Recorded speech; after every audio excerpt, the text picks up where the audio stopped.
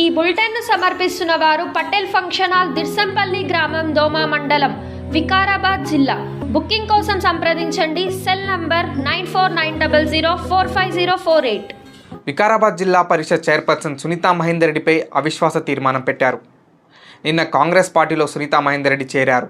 దీంతో బీఆర్ఎస్ పార్టీకి చెందిన జెడ్పీటీసీలంతా అవిశ్వాస ప్రకటన చేశారు.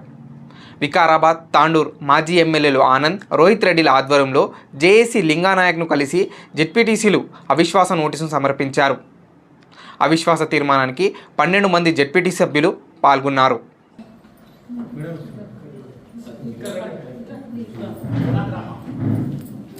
Okay okay okay okay okay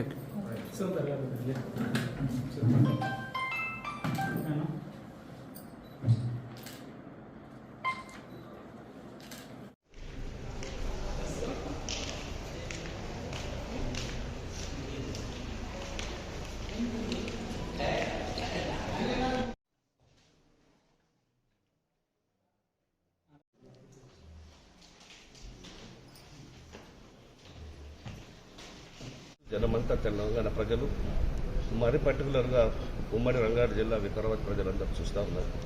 వాళ్ళు ఈ ప్రాంతానికి చేసింది ఏం లేదు, ఈ ప్రాంతానికి చేసిన నష్టం తప్ప లాభం చేయలేదు. కాబట్టి మేమందరం కూడా ఈ ప్రాంతానికి ప్రాతినిధ్యం వహిస్తున్నటువంటి, వివిధ మండలాలకు ప్రాతినిధ్యం వహిస్తున్నటువంటి మేమందరం ఇది మేము జీర్ణించుకోలేక, తెలంగాణ ప్రజలే జీర్ణించుకోలేకపోతున్నాం. మాకు వారికి కాంగ్రెస్కు మాకు పెద్ద వ్యత్యాసం ఏం లేదు, 2% వ్యత్యాసం ఉంది. ప్రజలందరూ మా పక్షాన కూడా మెజార్టీ ప్రజలు ఉన్నారు. దురదృష్టవశాత్తు కాంగ్రెస్ గెలిచింది. మీకు అందరూ తెలుసు, కాంగ్రెస్ గెలిచిన ఈ కాలంలోనే ఏమేమి చేస్తూ ఉన్నదో. ఇప్పటికి కూడా దానికి రైతు బంధు ఇవ్వలేకపోయింది. 5 ఎకరాల లోపు ఉన్నటువంటి వాళ్ళకి ఎవరికి ఇవ్వలే, 3 ఎకరాల లోపు ఉన్న వాళ్ళకి రైతు బంధు ఇచ్చింది. వాళ్ళు చెప్తున్నటువంటి 6 గ్యారెంటీలు అమలు చేయలే, ఇంకా చేయరు కూడా. ఇది ముందు జరిగేటువంటి పరిణామంలో కూడా ఈ కాంగ్రెస్ పార్టీ బతికి బట్టగడతారనేటువంటి కూడా మేము ఊహించలేదు. తను కాంగ్రెస్లోకి పోవడం జరిగింది. ఆమె టీఆర్ఎస్లో ఉన్నప్పుడు కూడా ఎప్పుడు కూడా జెడ్పీటీసీలు అనేది ఎవరిని కూడా గౌరవించలేదు. తను గౌరవించకుండా దాంట్లోకి వెళ్ళిపోయింది. మేమందరం జెడ్పీటీసీలము కలిసి తనకు అవిశ్వాస తీర్మానం చేయాలని